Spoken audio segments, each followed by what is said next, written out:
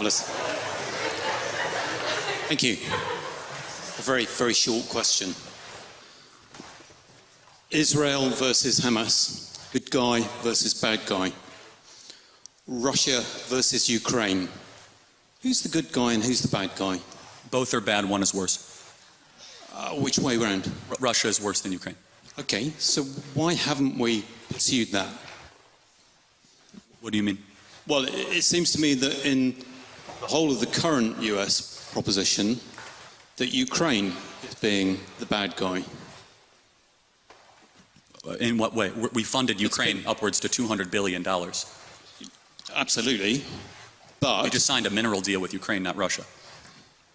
Yeah, but you are expecting Ukraine to give up 20% of its territory to someone who invaded it. Well, is Crimea part of Russia or Ukraine? Ukraine. That's where we don't agree. Well, I'm afraid that's part of international treaty. That's not up for grabs. Well, it's interesting. I mean, that's hold on. I mean,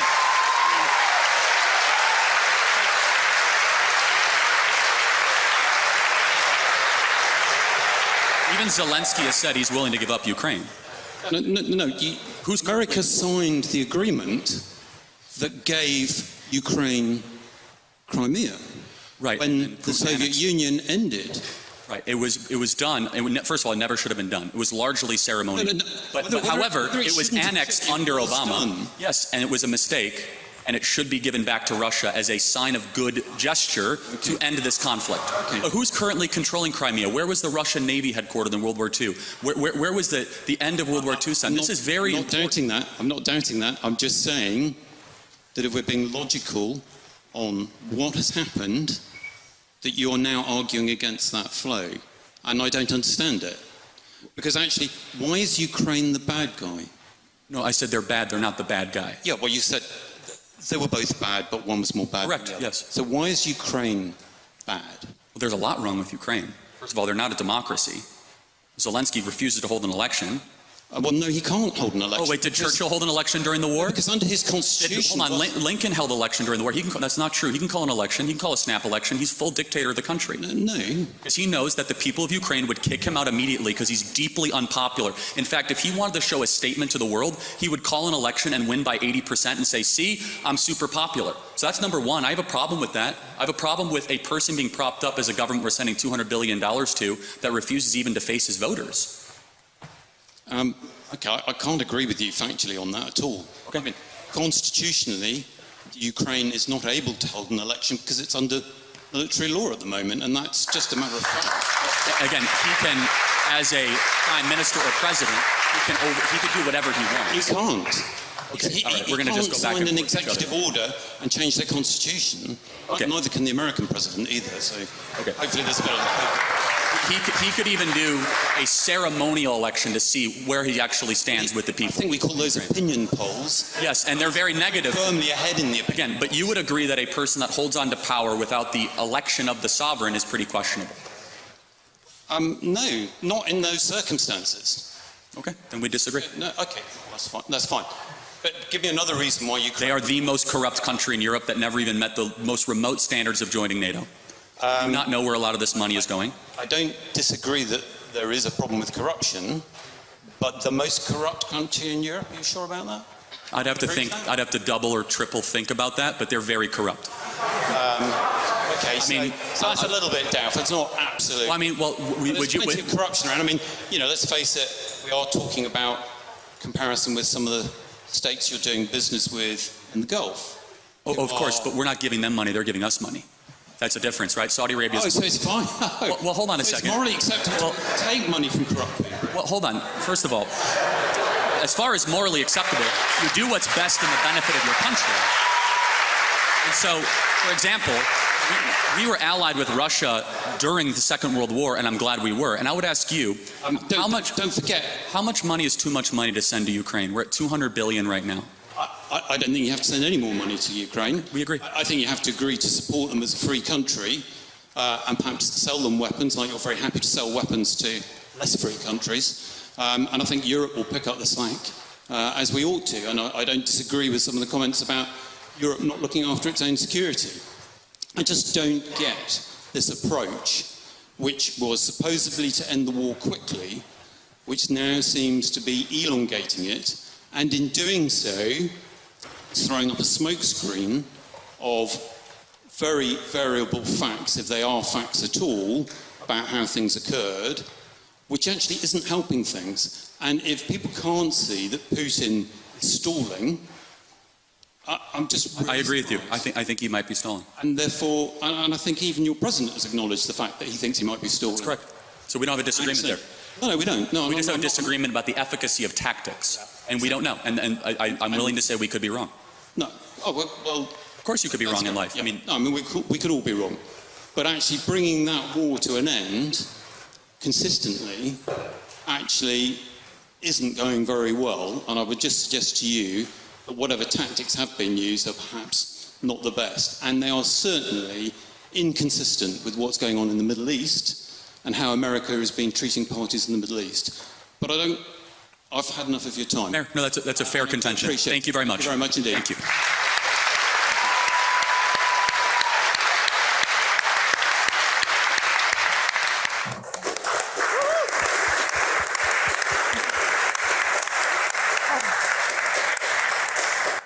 Thank you so much for this opportunity. It's great to be back in Oxford. I suppose I really owe actually a debt of thanks to our friend Mr. Kirk here because, I'd love to think that my students would wait this long to hear me lecture.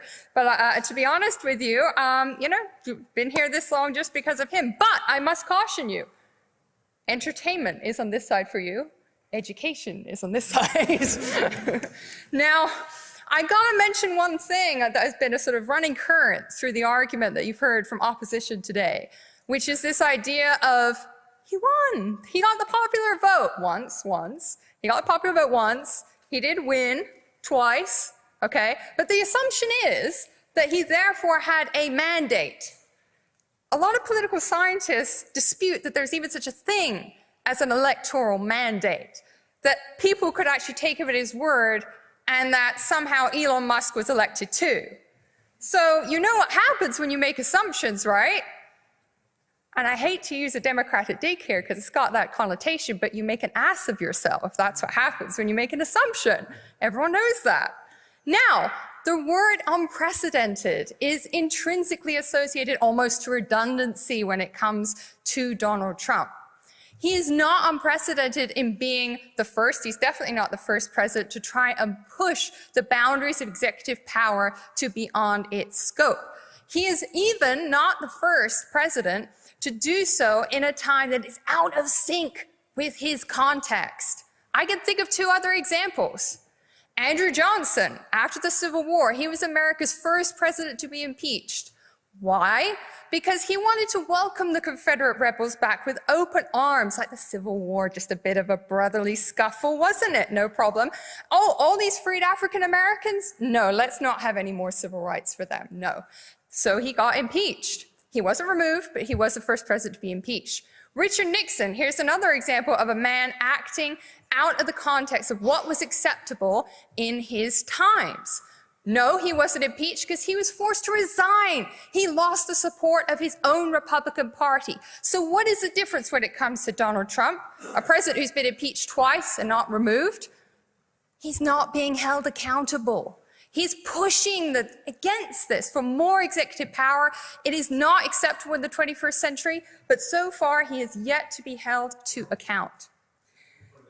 No, thank you. Presidents have formal powers and informal powers, but one of the key ones is, of course, executive orders. We've already heard it tonight.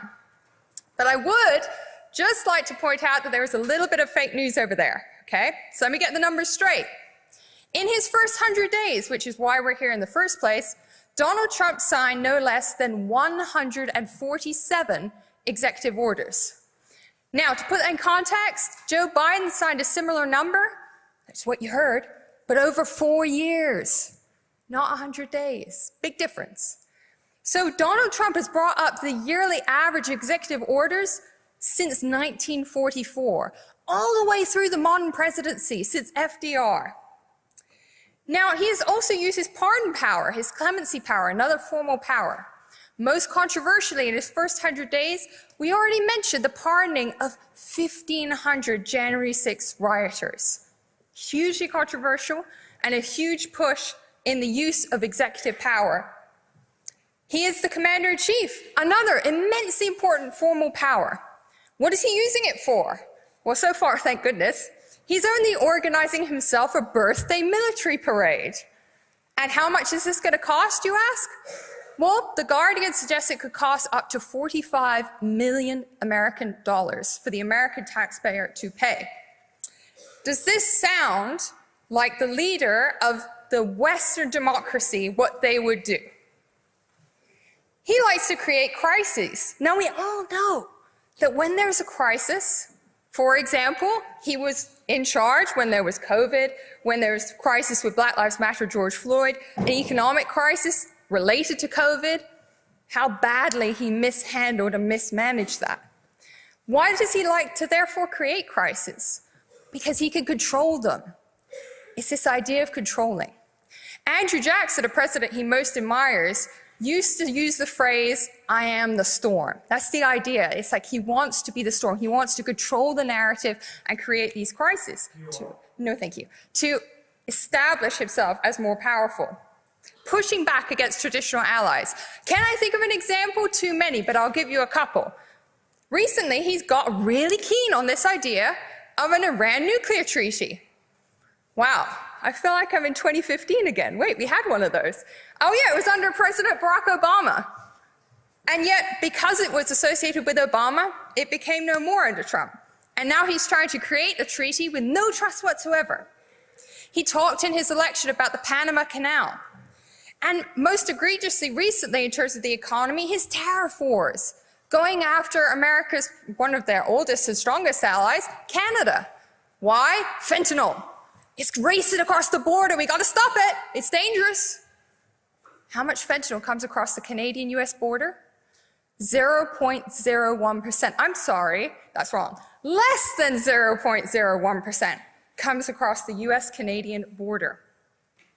And of course, I would be remiss to talk about Donald Trump if not to talk about immigration and his deportation policies. From the start of his political career, a mere 10 years ago, his immigration rhetoric rested on xenophobia and racism. And I'm not going to dignify this chamber by repeating some of it. What it has created is it has encouraged some of the worst of Americans and statements to come out, to feel vindicated. For example, in American campuses today, after his re-election 2024, some Republican student groups were actually encouraging their fellow students to report other students they believed to be there illegally. So you are now innocent, no longer innocent before proven guilty. He has been told by the Supreme Court, his own Supreme Court, one might say, considering that he appointed 3 of the justices, that he must return a man who should not have been deported to El Salvador's max security prison. He must return him, and he refuses to do it. The president has enforcement. He is utilizing this power to an extreme extent. Like this, he is mirroring Jackson. Jackson is the one who 200 years ago, almost 200 years ago in 1832, the Supreme Court said, no, Cherokees, Native Americans must be able to stay on their land. They said this to someone who had driven through the Indian Removal Act of 1830. And Andrew Jackson ignored it. Why? Because he was living in the democracy of the white man. That was almost 200 years ago. Thank God we no longer live in the democracy of the man, although I do notice a bit of a gender divide here, which may reflect the support that Donald Trump has and that gender divide of his own.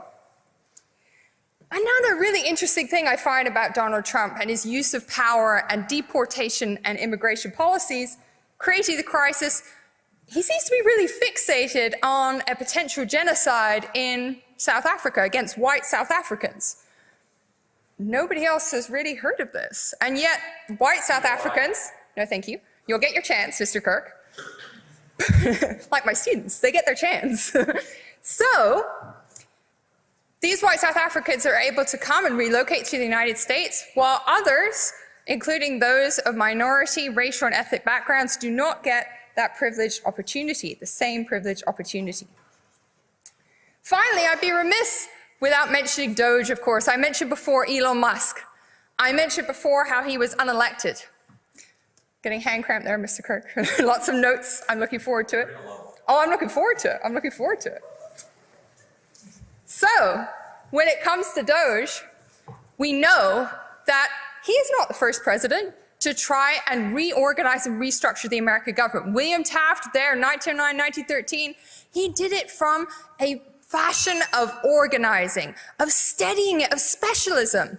This was a period in which Congress and he got together while he used unilateral power, got together and worked together to ensure that they had someone who was a specialist in government to steady it for almost 4 years before slashing. There was no chainsaw government. It was streamlining government, and it certainly wasn't denigrating those very unflashy civil service jobs that people do tirelessly day in and day out, and mostly thanklessly as well. So, ladies and gentlemen, I ask you, in my final 20 seconds, how do we judge whether a president has gone too far when the method that the founders gave us, the high crimes and misdemeanor, the last block of check, the impeachment mechanism, seems meaningless for a man who has been impeached twice? How do we hold him to account? Well, by the only means that we know how and that we've spearheaded. We must vote. We must vote in proposition. We must vote by democratic means to prove that Donald Trump has gone too far. Thank you very much.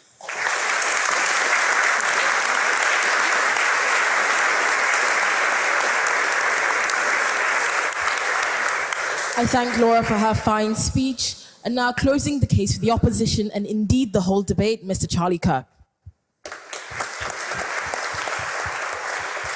Got my timer?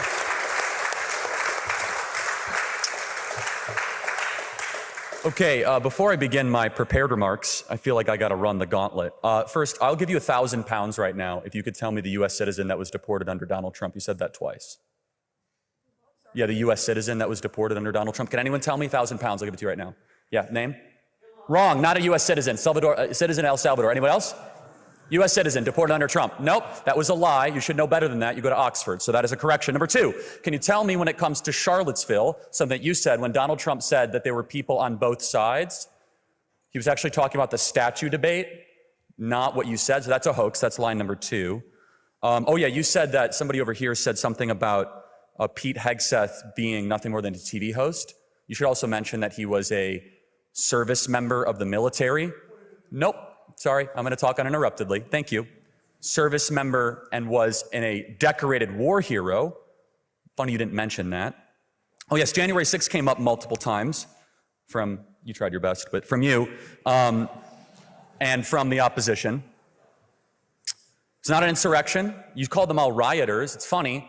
A small percentage of people that were actually there on January 6th did anything violently. The vast majority walked into the Capitol building after they were invited. Also, back to your point, I certainly hope Reform and AFD wins. So I hope that it's not to teach Trump a lesson that he goes too far. We'll get to that in a second. Finally, the Donald Duck, really, like what was that all about? What is this jar? I have no idea what you're talking about in the back of the room. It's like, it's completely lost on me. So I don't know what that's all about. Also, on the Canadian border, the professor failed to mention that the Canadian border was closed. President Trump said fentanyl, and the amount of terrorists that are coming across the Canadian border, of which the most terrorists that come into America come across the Canadian border on the terrorist watch list. You did not mention that. And finally, Professor, you never heard of it in South Africa. Interesting. You never heard of that. The fact that a major political party in South Africa says, quote, kill the Boers, kill the Boers. I would expect more of somebody who wrote a dissertation and teaches here at Oxford to say that you would not know about the attempted slaughter and genocide of white South Africans. Okay, now on to, I'm sure there's lots of POIs, and I will talk uninterrupted. Now to my remarks, but actually, is that all of it? Let me see here. Yeah, that's just a taste. Hello, everybody. It's great to be here tonight. Thank you to the Oxford Union for inviting me.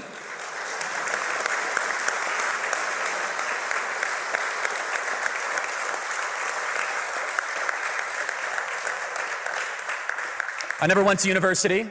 I take that as a great compliment. So therefore, everyone who went to university should be able to run circles around me. You'll be the judge, but I'll do my best. Has Donald Trump gone too far? Well, I can nitpick at how vague that question is. What is too far, exactly? Are his tweets too long? Can all of us even agree on what we're aiming at? I don't think so. The truth is this. If you dislike the West, and if you hate the West's values, if you think the West is evil fundamentally and deserves to be destroyed, then anything Donald Trump does basically short of surrender will be too far for you. If I was visiting this school 100 years ago, speaking in support of an American president, I think we would at least have some broad agreement on what a country's leader should be trying to do. But we don't anymore. I don't think it's because America's changed. In fact, I think it's because Britain has changed. From my perspective, Britain is one of the greatest countries in the history of the world. You were the country of Shakespeare, the steam engine, and Adam Smith. You defeated Napoleon, you destroyed the slave trade, you stood up to Hitler. My country, America, became great as it is because of what we inherited from you, from Britain. When I hear the slogan, "Make America Great Again," I'm also hearing, quote, "Return America to its British roots." Great Britain has everything in the world to be proud of. But when I look at Britain today, I see a country where the ruling elites are in a race to abandon the very values, the values that made them so great in the first place. I wish I could blame this all on labor, all on the left, but I can't. This country just had its 14th uninterrupted year of so-called conservative rule. And what did they conserve exactly? Well, they didn't conserve the ancient British rights to freedom of speech. In Britain today, 30 people a day are arrested for offensive posts on social media, according to The Telegraph. Praying silently within 600 feet of an abortion clinic can get you arrested in Scotland, as a 74-year-old woman named Rose just learned weeks ago. Members of Parliament scold British citizens for thinking they have the right to say that they do not have the right to say things that offend Muslims. 14 years of conservative rule didn't conserve British prosperity. Adjusted for inflation cost of living, the average British worker makes less today than they did in 2008. Outside of London, the British have lower incomes than every one of America's 50 states, and it never used to be this way. British industry pays 4 times as much for electricity as America does. You have the highest electricity rates in the world, a consequence of a choice of going net neutral. Nothing will kill a modern economy faster than high energy prices. And the country that invented the steam engine now has some of the highest energy prices on the planet. But above all, 14 years of conservative control didn't preserve the British nation. This country's conservatives thought it was their moral duty to allow anyone from the third world to move here. They didn't need to hold Western values. They didn't need to have useful skills. They could go on welfare immediately.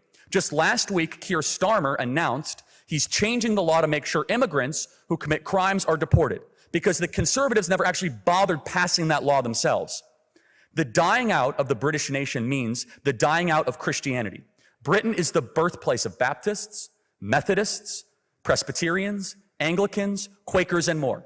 I would guess that more Christian denominations trace back to Britain than any other country. But soon, Britain will have more practicing Muslims than practicing Christians. I think that will be a catastrophic change, and everyone knows it. That's why it's only Muslims moving to Christian countries, never the other way around. I don't want America to go the way of Britain. I want us to remain free. I want us to remain rich and innovative. I want us to remain Christian. I don't want Americans to be replaced.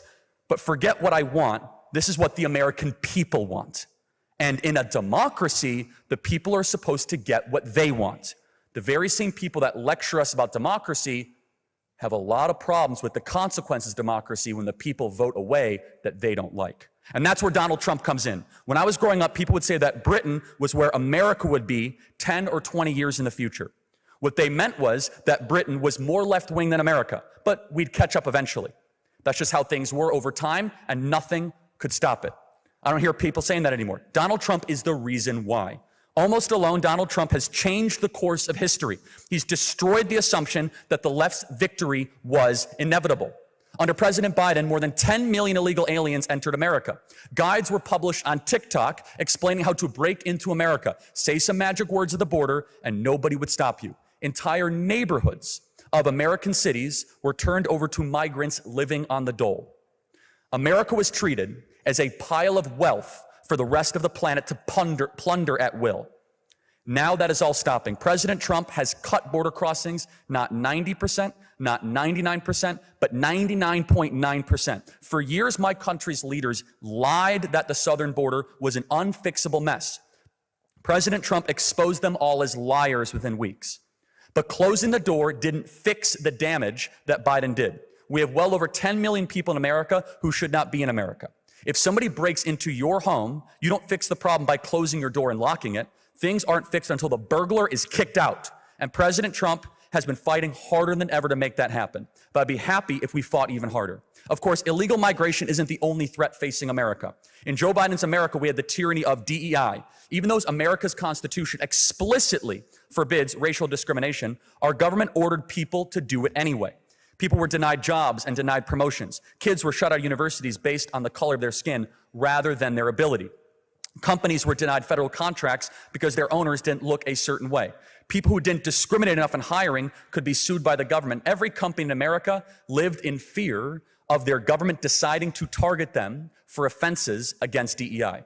Trump has ordered DEI to be torn down, but I want him to tear it down faster. I want every university told that they're losing all federal dollars immediately if they don't stop racial discrimination. I want the Department of Justice to start auditing every federal contractor to find DEI and shut off contracts immediately wherever we find it. This is a kind of cancer that cannot be phased out. It must be ripped out from the core. The same goes for the toxic social contagion of transgenderism. In Joe Biden's America, public schools and medical organizations were co-opted into endorsing this insanity. They urged children just 10 years old or younger to take barely tested hormones and surgically alter their bodies. In some of America's liberal states, a parent who objects to their child's transition can lose custody. I've met detransitioners who escaped from this social poison. They tell me that getting sucked into the first place was the greatest mistake of their lives. President Trump has taken steps to stop promoting this lunacy. He's acted to protect women's sports, another POI I meant to make. She said it's only a couple dozen. 890 biological men have stolen awards, trophies, and championships from women in America. It's not a couple dozen. Over 890 women were displaced by pervert men. That's why I want Donald Trump's administration and why I support it. It's mostly what I've gotten, but I want more of it. I'll be honest. We, the American people, we want more deportations. We want more peace deals. We want more woke colleges defunded. We want more DEI parasites to lose their jobs. The American people voted to put America first. And you know what? You should all too. This is my final point. Do I have to stop? Okay. I mean, you should want to, no, it's fine. I don't know the rules. It's fine. You should want to preserve and restore the greatness of Britain. You should want the decline to stop, and you can make it happen. Starmer wouldn't be saying what he's saying without what President Trump is doing. If you were honest with yourself, if you want a great Britain again, not a mediocre Britain, if you want a Britain that you could be proud of, you should all be wearing MAGA hats and cheering Donald Trump on every step of the way. Thank you very much.